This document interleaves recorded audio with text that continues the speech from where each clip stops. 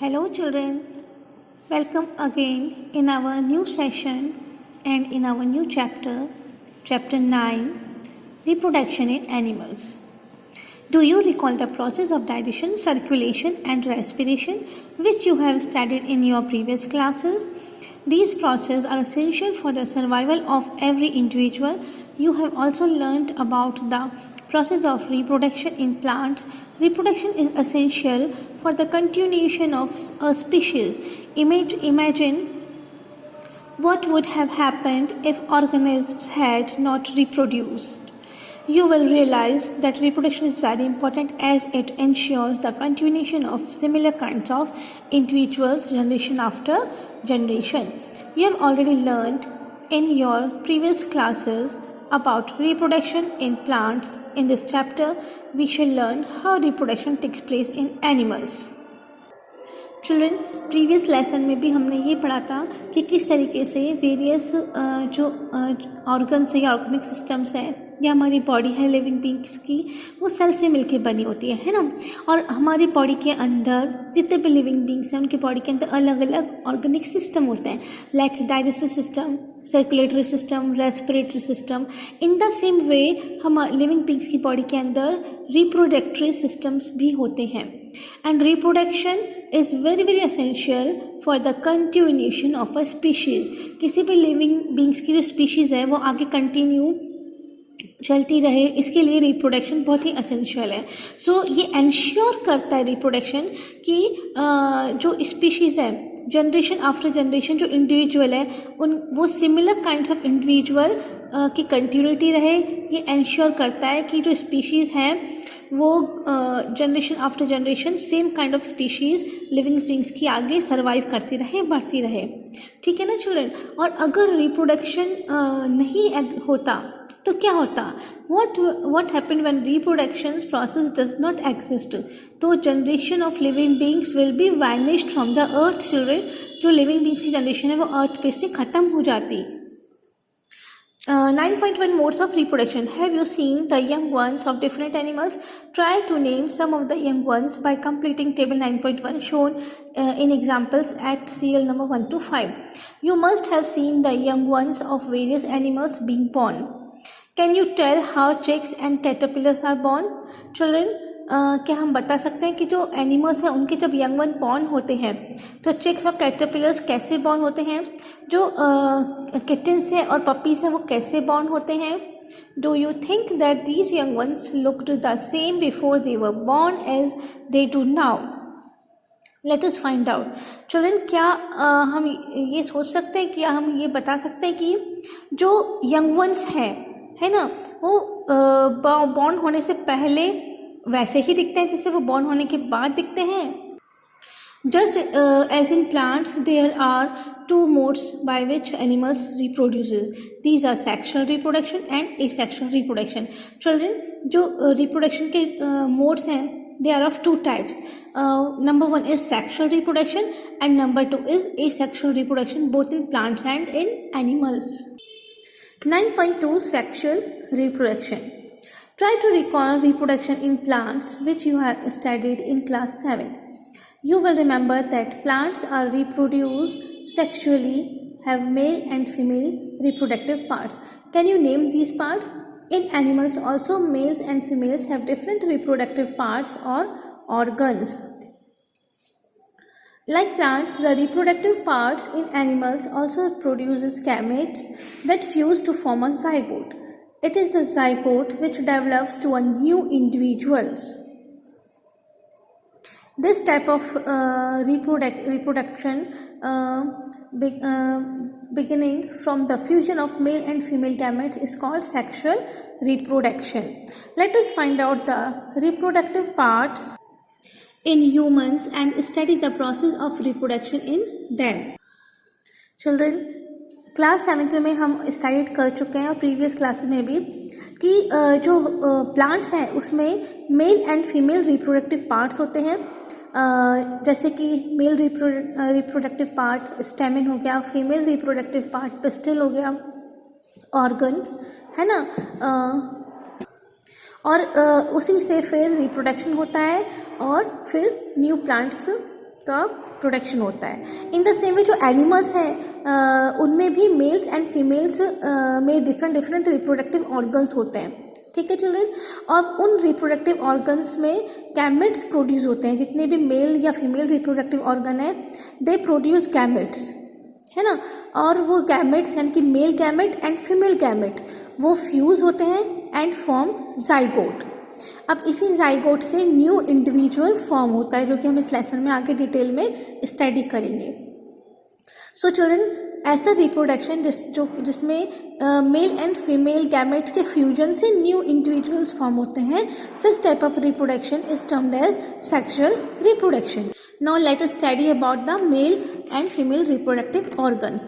The male reproductive organs include a pair of testes, singular testes, two sperms, ducts and a penis. Figure 9.1. The testes produce the male gametes called sperms. Children, see, this is figure 9.1. Male reproductive organs in humans.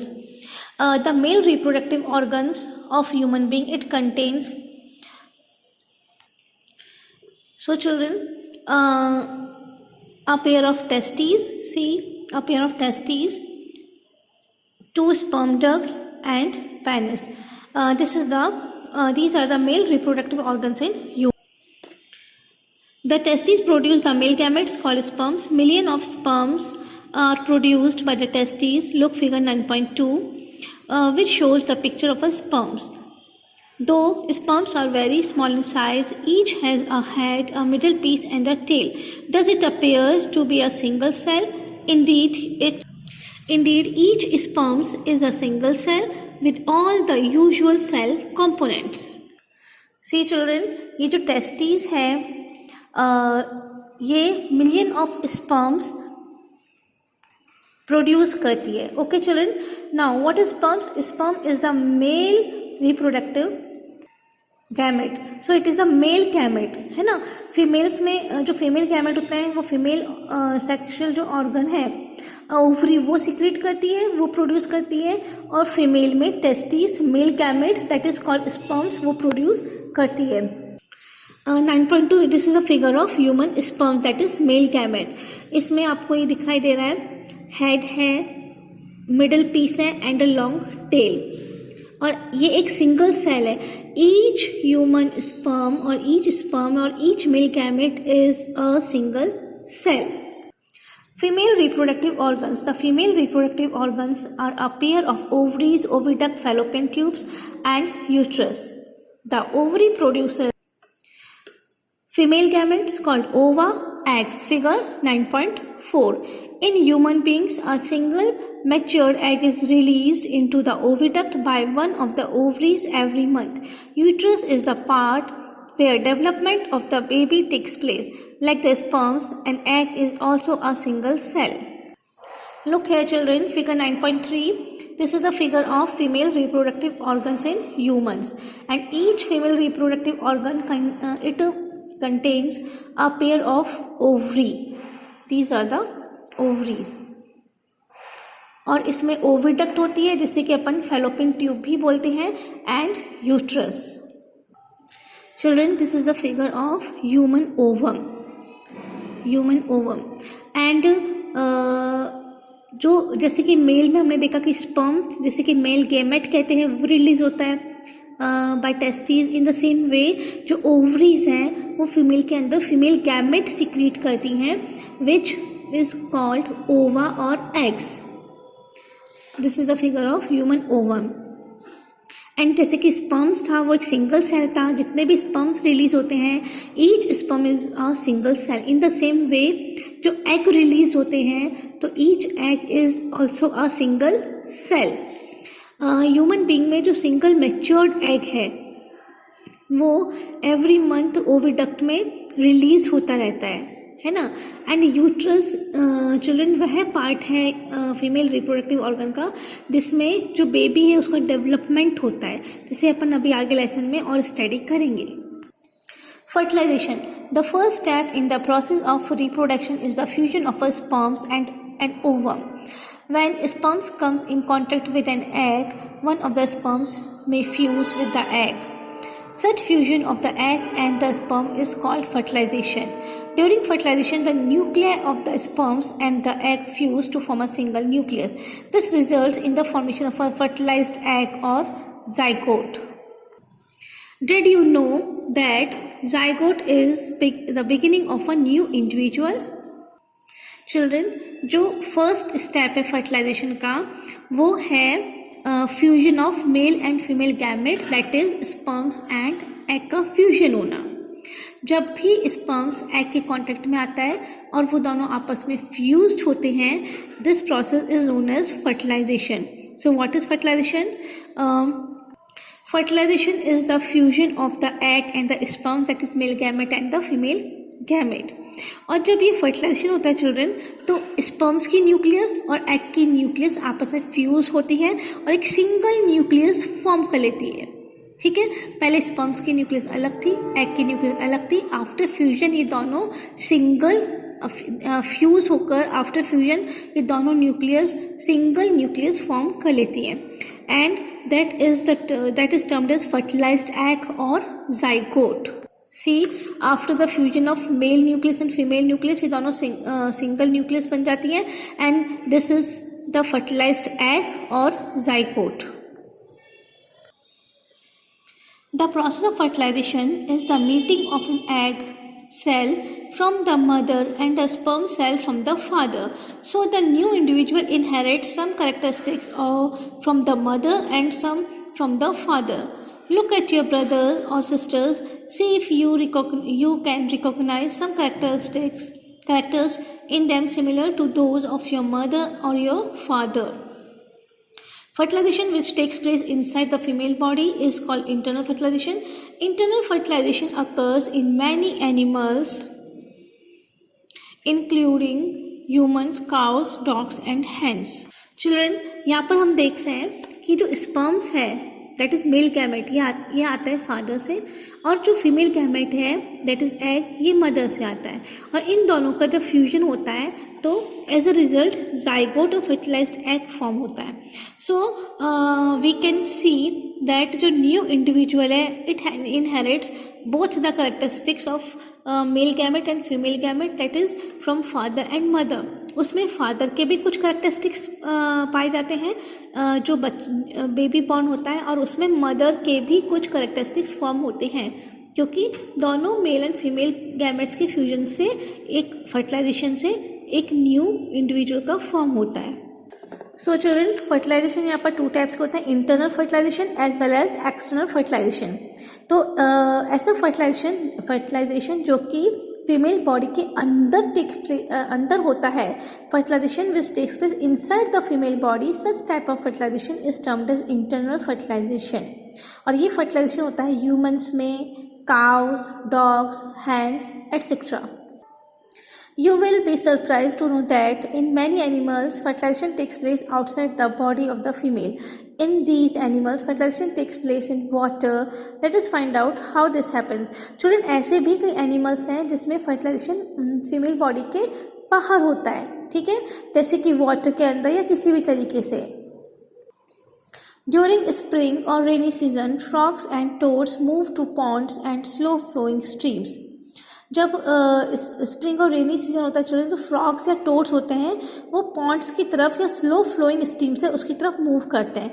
When the mail and female come together in water, the female lays 100 of eggs.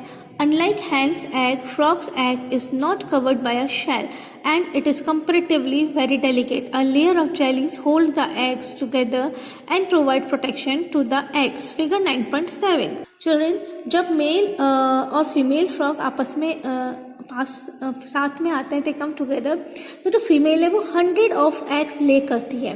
और क्योंकि जो हैन का egg है उसमें तो outside में एक shell cover करे रखता है उसको, तो वो उसको प्रोटेक्ट करे रखता है. लेकिन फ्रॉग का जो एग है वो बहुत डेलिकेट होता है, उसकी आउटसाइड में कोई भी इस तरह का प्रोटेक्टिव कवर या हार्ड शील्ड और शेल नहीं होता है. सो वो बहुत डेलिकेट होता है. तो इसलिए जब ये आप देख रहे हैं, these are the frogs eggs. तो जब जैसे ही पानी के अंदर, वाटर के अंदर जो फ्रॉग है वो एग्स, फीमेल फ्रॉग एग ले करती है, तो एक जेली होती है जो साथ में सीक्रेट होती है और वो उसको होल्ड करे हुए रहती है सारे एग्स को आपस में, जिससे कि वो पानी में बह न जाए और आपस में कनेक्टेड रहे और प्रोटेक्टिव रहे। तो वो जो जेली लाइक एक कवर होता है, शील्ड होती है, वो उसको आपस में प्रोटेक्टेड रखती है या जोड़े रखती है। As the eggs are laid, the female deposits sperms over them। और जैसे ही फीमेल एग ले करती है, जो मेल है उस एग्स के ऊपर स्पर्म्स डिपॉजिट कर देता है। Each sperm swims randomly in water with the help of a long tail। Sperms की बॉडी में लॉन्ग टेल होती है जिसकी हेल्प से वो वाटर में स्विम करता है। The sperms come in contact with the egg, this results in fertilization। और जैसे ही स्पर्म्स एग से कांटेक्ट में आएगा वो फर्टिलाइजेशन प्रोसेस हो जाएगा, वो उससे फ्यूज हो जाएगा, फर्टिलाइज हो जाएगा। This type of fertilization in which the fusion of male and female gamete takes place outside the body of the female is called external fertilization. It is very common in aquatic animals such as fish, starfish etcetera. So children, इस तरह का fertilisation जो कि है ना, जिसमें male and female gametes का जो फ्यूजन होता है वो फीमेल बॉडी के बाहर होता है, such type of fertilization is termed as external fertilization. और ये बहुत कॉमन है एक्वेटिक एनिमल्स में, जैसे कि फ्रॉग्स हो गए, फिश हो गई, स्टारफिश हो गई etcetera. Though these animals lay hundreds of eggs and release millions of sperms, all the eggs do not get fertilized and develop into new individual. This is because the eggs and sperms get exposed to water movement, wind and rainfall. Also, there are other animals in the pond which may feed on eggs. Thus, production of large number of eggs and sperms is necessary to ensure fertilization of at least a few of them.